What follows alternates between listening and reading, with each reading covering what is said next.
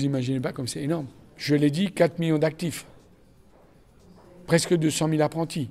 Mais pas que ça. Le social dans chaque territoire. C'est un secteur qui n'est pas en danger. La preuve, elle existe depuis le Moyen-Âge. Il a toujours eu s'adapter parce que c'est des robots qui savent s'adapter.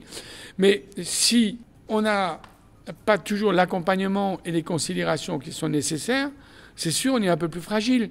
Mais ce secteur du bâtiment, que mes collègues pourront encore mieux en parler, les secteurs du métier de service ou des métiers de bouche, quand on est aujourd'hui en manque de personnel qualifié, c'est parce que l'orientation n'a pas été faite. Donc nous passons à côté d'une relance parce que pendant des années, il n'y a pas eu cette considération de la première entreprise de France. Aujourd'hui, il n'y a pas un secteur qui n'est pas en manque de personnel qualifié. Donc je pense qu'on s'est trompé depuis des années sur l'orientation en disant que tout le monde doit avoir Bac plus 2, mais nous on prend aussi les élèves qui ont Bac plus 2. Ce n'est pas un sujet. Mais il faut orienter vers nos métiers parce que c'est des métiers d'avenir.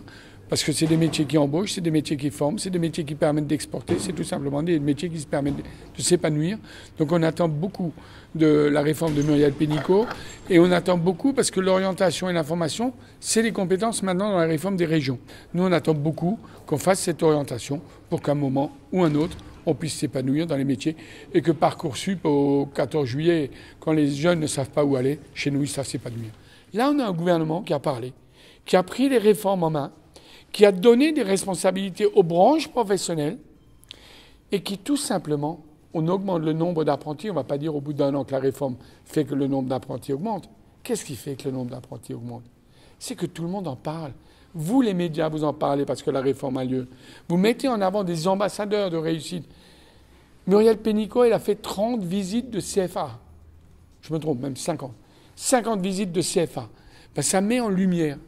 Et nous, on ne veut pas être un concurrent de la filière universitaire. On veut être un concurrent de personne. On veut juste que les jeunes, on les dirige vers ce qu'ils ont envie de faire et qu'on ne les décourage pas. Ce n'est pas parce que c'est des bons élèves qui ne peuvent pas être apprentis.